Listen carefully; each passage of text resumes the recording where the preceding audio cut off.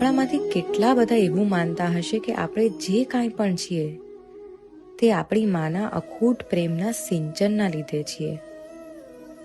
આપણા અસ્તિત્વનો પાયો એ આપણી જનની છે. દરેક માનો પ્રેમ અપાર હોય છે,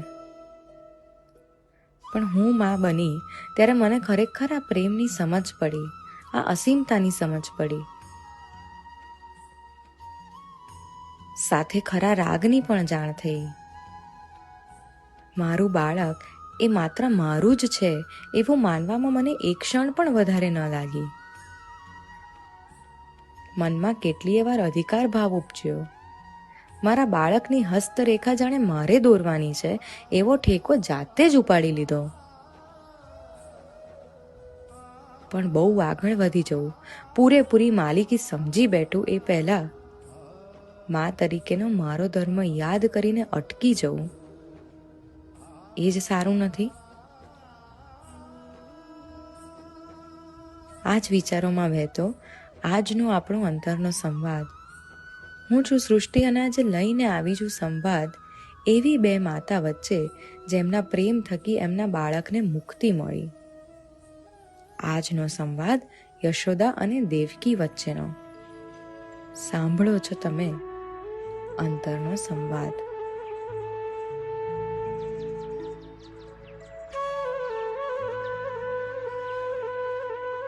જીવનના છેડે આવીને ઊભેલી દેવકીને ગોકુળ જવાનું મન થયું. એનો કૃષ્ણ, જોકે હવે તો યશોદા, રાધા, અર્જુન, પાંચાલી, રૂકમણી અને સમગ્ર સૃષ્ટિનો કૃષ્ણ ક્યાં ઉછર્યો તો એ દેવકીને જોવું હતું. પોતાના કૃષ્ણના બાળપણને પોતાની આંખે જોવું હતું. એ ઈચ્છાથી પ્રેરિત દેવકી ગોકુળ જવા નીકળી. યશોદાને દેવકીના આવવાના સમાચાર મળ્યા ત્યારે તેના હરખનો પાર ન રહ્યો. એ પણ દેવકીને મળવા એટલી જ આતુર હતી. દેવકીના આગમન માટે આખું ગોકુળ સજાવી દીધું. દેવકીનું ગોકુળમાં ઉષ્માભર્યું સ્વાગત થયું. આખું ગોકુળ એમના કૃષ્ણની માને મળવા પહોંચી ગયેલું. દેવકીને તો પહેલી જ નજરમાં ગોકુળ ખૂબ ગમી ગયું.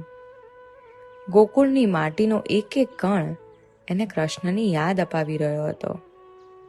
જાણે કૃષ્ણ જ એની સાથે ન ચાલતો હોય અને બતાવતો હોય, જો માં, અહીંયા હું રમતો, જો માં, અહીંયાથી માખણ ચોરી ખાતો.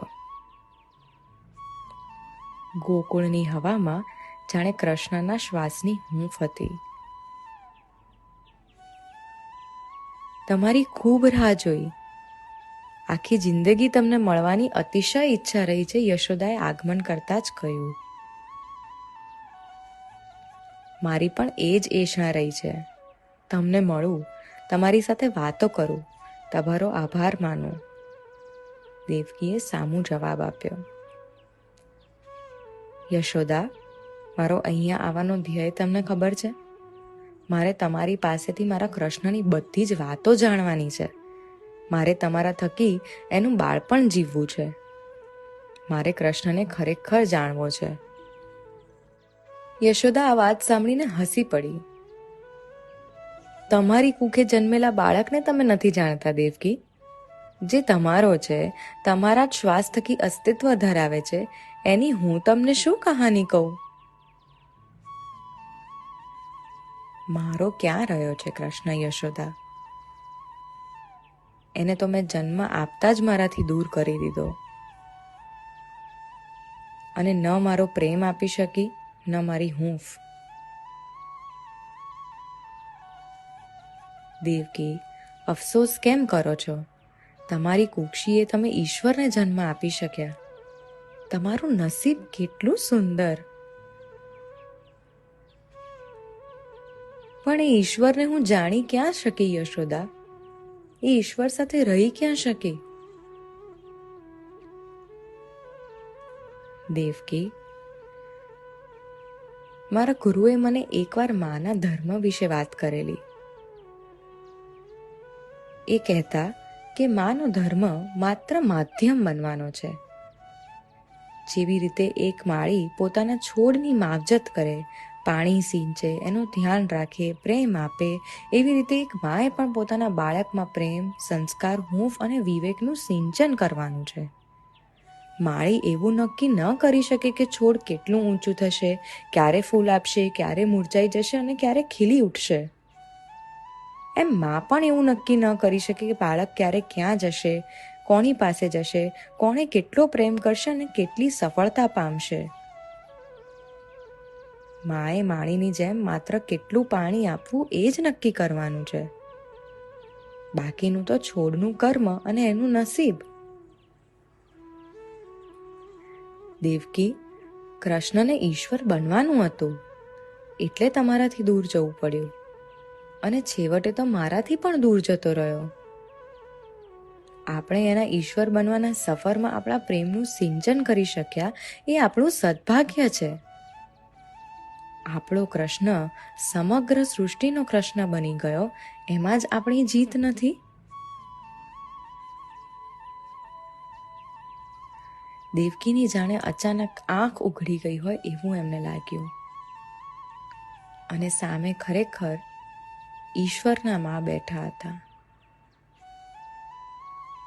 હા યશોદા, એમાં જ આપણી જીત છે. પણ સૌથી મોટી જીત તમારી છે કે તમે આપણા કૃષ્ણ માટે ખરું માધ્યમ બની શક્યા.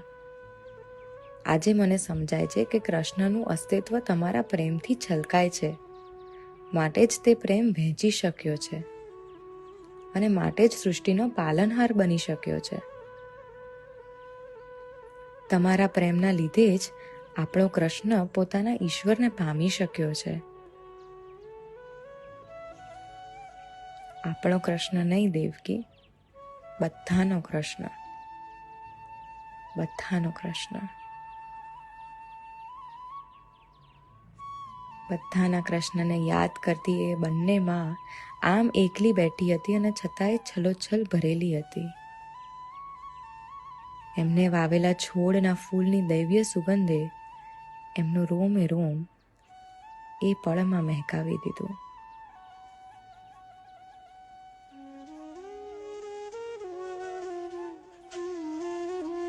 દરેક માં પોતાના બાળક માટે સર્વશ્રેષ્ઠ જીવન જ ઈચ્છે, પણ આપણી ઈચ્છાઓમાં ઘણીવાર આપણે આપણા બાળકોની ઈચ્છાઓને ભૂલી જઈએ છીએ.